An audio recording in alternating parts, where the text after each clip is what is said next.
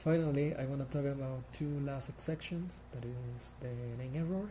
That the explanation is that it raised when a local or global name is not found, and the runtime error that raised when an error is detected that doesn't fall in any of the other categories. But actually, even in Consculptor and in the last versions of Python, it's not very used anymore.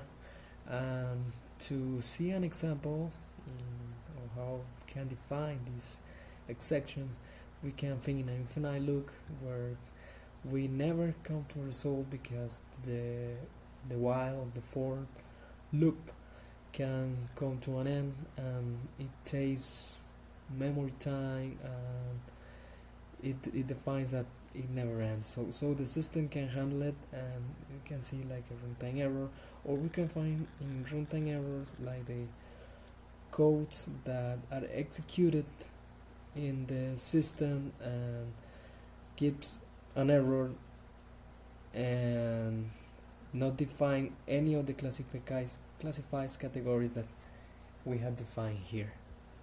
So the last thing that I wanted to do is to see a little example about the name error and some syntax notation that you will find useful.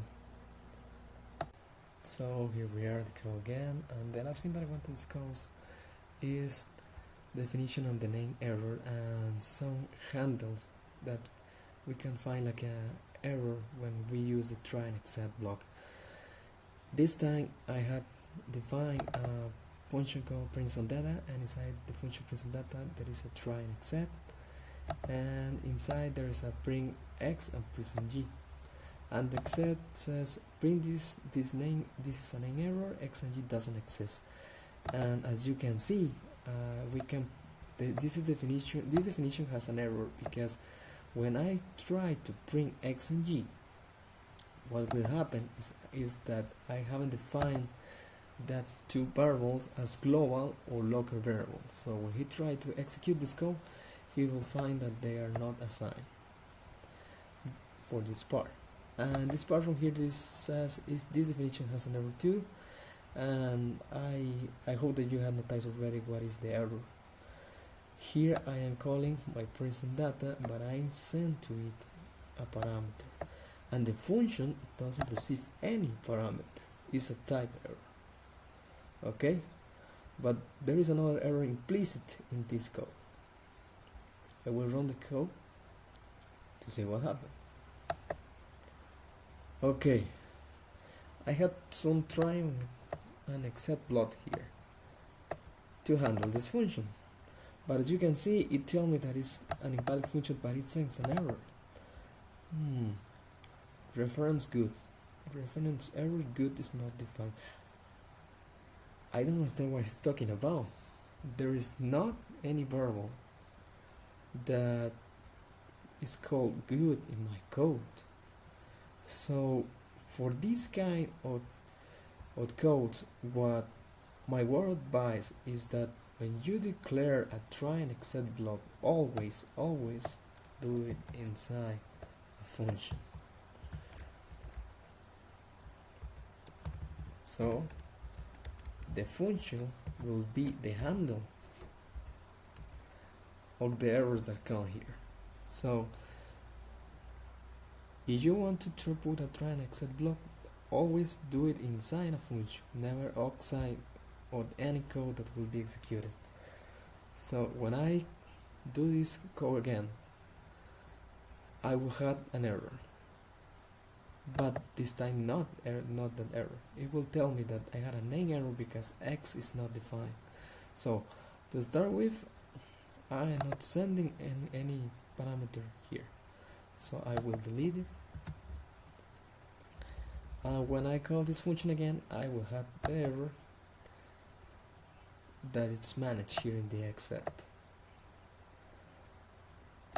So to fix this, what I can do is to make an assignment here inside the code. If I don't make use of the keyword global, my function will take that they are local variables, and that will do it. This is my example to define two things to remember: that always initialize your variables, local or global, and if you use global, use the global keyword, and use try except inside function, as you can see. Finally, the last thing that I want to talk about is about the similar functions and some tips in the programming. So many programming language is a similar structure as like we had seen in the try and except block.